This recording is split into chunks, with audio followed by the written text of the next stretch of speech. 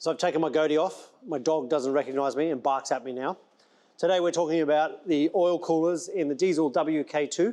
We are frequently asked two questions. One, how do you know when this has failed? This is how you know.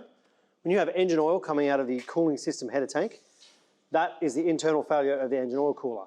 The second most common question we get around this fault is, what can I do in the form of preventative maintenance to avoid this happening? The short answer is really nothing. The only thing you can do to prevent this is to change the actual oil cooler itself. Now, you can buy all this nonsense off eBay, gaskets and coolers and things that may or may not work. There's a lot of talk on the forums about what works and what doesn't. I'm sure there are products out there that do work for a fraction of the cost of buying the entire cooler assembly from Jeep. The challenge I have as a business owner is I have to warrant the part and the repair that I put on the vehicle. So I'm not putting bok choy garbage that I've found online on your vehicle and then hoping to God that your thing doesn't overheat. I've just sworn in a video. Anyway, it doesn't matter. So if you're dealing with us, you buy the whole bracket and the cooler from Jeep. It's about $3 grand, $3.5 from memory.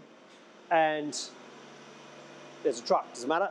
So after you've spent $3.5 on a part, you've got to install it. Once you get to this stage, you have to flush the entire cooling system. Now what happens to the cooling system when it gets to this stage is all of this oil has now gone through all the hoses. The 4 hoses that are of question, the Z hose, the hose in the valley, the EGR cooler hose, and the hose around the back of the turbo, as well as maybe some heater hoses and top and bottom radiator hoses. As soon as you've got this level of oil contamination on a cooling system hose, it will turn to Play-Doh.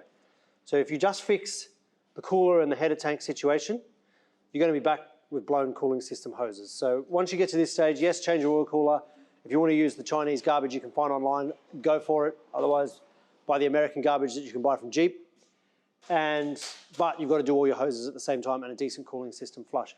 Also, these cooling system tanks are supposed to be, what's the word, translucent. You should be able to see the fluid level inside without taking the cap off. So when you've got a cooling system bottle that gets to this stage, it's done. It needs to be replaced. Is it still doing its job and holding pressure and holding coolant? Yes. Can you see the coolant level in there without the light? No. So we're advising, these are only 180 bucks or 200 bucks from memory. If you're about to spend $4 or $5 grand on all of this stuff, put a new header tank in it while you're there, have a shiny new header tank, let the cooling system do the job that it's supposed to do. You don't have to do that. I'm not your mum. Do what you want.